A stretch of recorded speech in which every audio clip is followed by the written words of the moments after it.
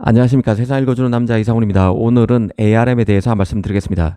얼마 전 이 퀄컴과 ARM 간의 소송 소식에 대해서 말씀드린 적이 있습니다. 당시 소송에서 퀄컴이 이긴 것이죠. 퀄컴이 인수했던 누비아의 CPU IP를 퀄컴이 계속 사용하는데 문제가 없다는 것을 법적 소송을 통해서 퀄컴이 확인받았습니다. 그런데 이 소송 과정에서 많은 얘기거리가 확인되고 있습니다. 가장 눈에 띄는 것은 ARM이 지금 로열티 산정 구조, 기존 CPU, 기존의 그 반도체 IP를 펜디스가 사용하는 데 따른 기술 사용료, 기술 라이선스 비용을 올리려는 계획을 갖고 있고, 이걸 2019년부터 내부적으로 추진하고 있다는 사실이 확인됐습니다. 그래서 4배가량, 기존보다 300%가량 기술 사용료 수익을 올리기 위해서 ARM이 추진 중이라는 사실이 공식 확인됐습니다. 사실 이 내용은 지난 2023년 무렵부터 외신을 통해서 조금씩 나오기 시작했는데요. 기존 현재 로열티 산정 구조는 모바일 AP당 1%에서 2% 정도 떼가는 구조입니다. ARM이 팹리스로부터 받아가는 로열티가 모바일 AP를 기준으로 떼가고 있다는 것이죠. 그런데 개편 방향은 이 모바일 AP를 기준으로 하는 것이 아니라 모바일 AP가 탑재된 스마트폰과 같은 기기, 스마트폰 노트북 기기를 기준으로 로열티를 1, 2% 떼가든 아니면 0.01%를 떼가든 0.1%를 떼가든 이 모바일 AP가 탑재된 스마트폰을 기준으로 로열티 산정 방식을 바꾸려는 것입니다.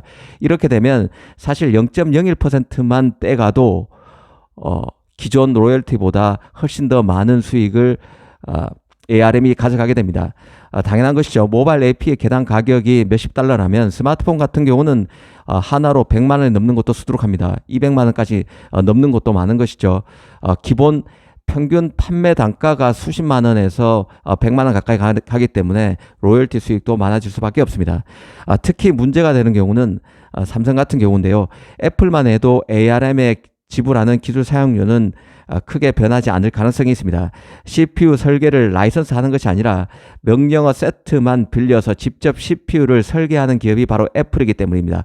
퀄컴 같은 경우도 누비아의 CPU IP를 가져다 쓰기 시작하기 때문에 사실 ARM으로서는 자신이 퀄컴으로서 받을 수 있는 기술 사용료가 훨씬 더 줄어들 수밖에 없는 것이죠. 그래서 이번에 소송을 진행했던 것이고 결국 패했던 것입니다.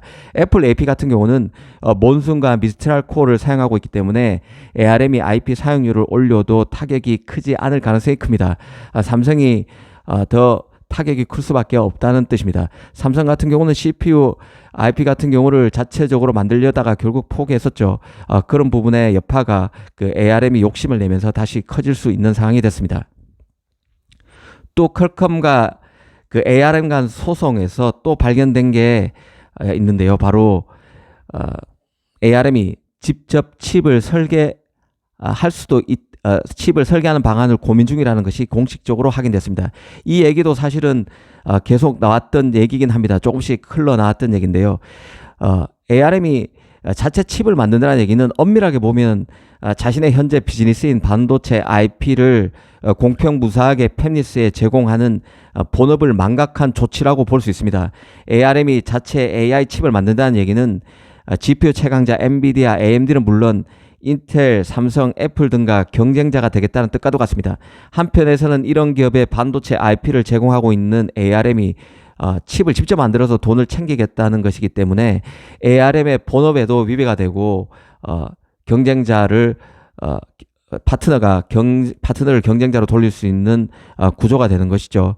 사실 이 얘기도 2023년 여름부터 슬슬 얘기가 나왔었는데요. 그때 당시 ARM의 반응은 NCND였습니다. 긍정도 부인도 하지 않았습니다.